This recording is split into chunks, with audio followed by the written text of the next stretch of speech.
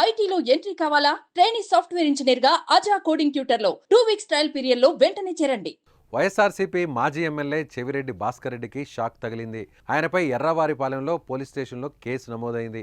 ఈ నెల 4న తిరుపతి జిల్లా ఎర్రవారిపాలెం మండలానికి చెందిన బాలిక సాయంత్రం స్కూల్ నుంచి ఇంటికి వెళ్తుండగా కొందరు ముళ్ల పొదల్లోకి తీసుకెళ్లి దాడికి పాల్పడిన ఘటన కలకలం రేపింది. ఆ వెంటనే బాలికను హాస్పిటల్కు తరలించగా ఇంతలో బాలికపై అత్యాచారం జరిగిందని సోషల్ మీడియాలో ప్రచారం జరిగింది.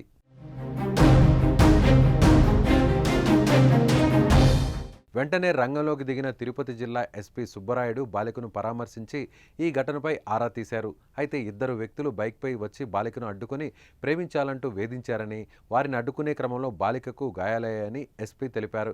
ఈలోపే కొందరు బాలికపై అత్యాచారం జరిగిందని ప్రచారం చేస్తున్నారన్నారు ఎస్పీ సుబ్బరాయుడు.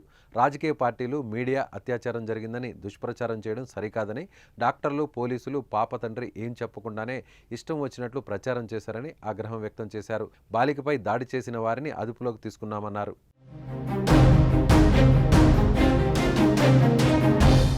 ఆమె తండ్రి కూడా ఇదే విషయాన్ని స్పష్టం చేశారు.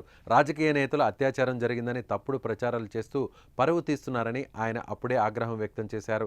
ఇలాంటి తప్పుడు ప్రచారంతో తన బిడ్డ భవిష్యత్తు నాశనమవుతుందని ఆవేదన వ్యక్తం చేశారు. ఈ క్రమంలో బాలిక తండ్రి తాజాగా పోలీసులను ఆశ్రయించడంతో భాస్కర్ రెడ్డిపై పోక్సో అట్రాసిటీ చట్టాల కింద ఎర్రవారిపాలెం పోలీసులు కేసు ఫైల్ చేసి దర్యాప్తు ప్రారంభించారు. ప్రస్తుతం జనసేన పార్టీ నేత బాలినేని, చెవిరెడ్డి మధ్య మాటల యుద్ధం జరుగుతోంది.